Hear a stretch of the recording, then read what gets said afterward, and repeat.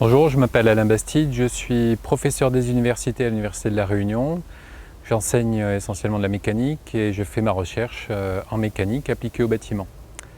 Mes travaux se portent essentiellement sur l'aérolique, c'est-à-dire les phénomènes liés à l'air dans le bâtiment, mais aussi en fait des phénomènes dans les échangeurs de chaleur.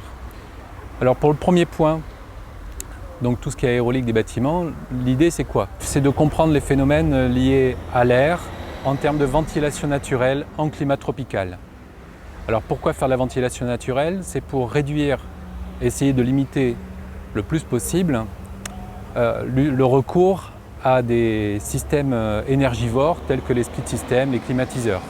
Donc comprendre, modéliser, prédire le comportement des bâtiments en ventilation naturelle permet de réduire l'utilisation des climatiseurs. Donc là-dessus, on a des travaux assez conséquents. Pourquoi? Parce qu'il existe un certain nombre de modèles. Certains sont extrêmement lourds à mettre en œuvre, d'autres sont extrêmement simples à mettre en œuvre, mais la simplicité implique en fait qu'ils sont moins performants.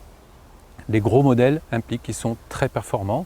Néanmoins, il est impossible, ces gros modèles-là, de les utiliser sur des machines, vos machines de bureau.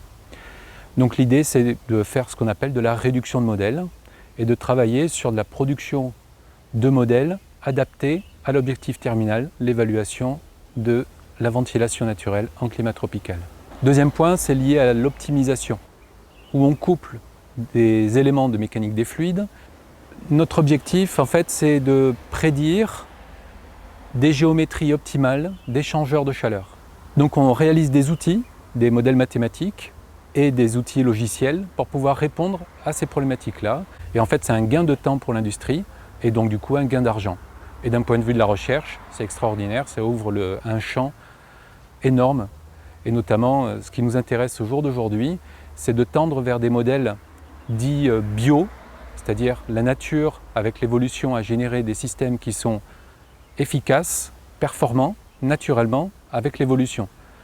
L'évolution a fait qu'on a gardé systématiquement le meilleur individu d'une population de plantes, d'animaux, pour pouvoir réaliser une action. On arrive à rendre tout cela mathématique, physique, pour un échangeur par exemple de chaleur et inclure ce qu'on apprend de la nature dans nos modèles mathématiques.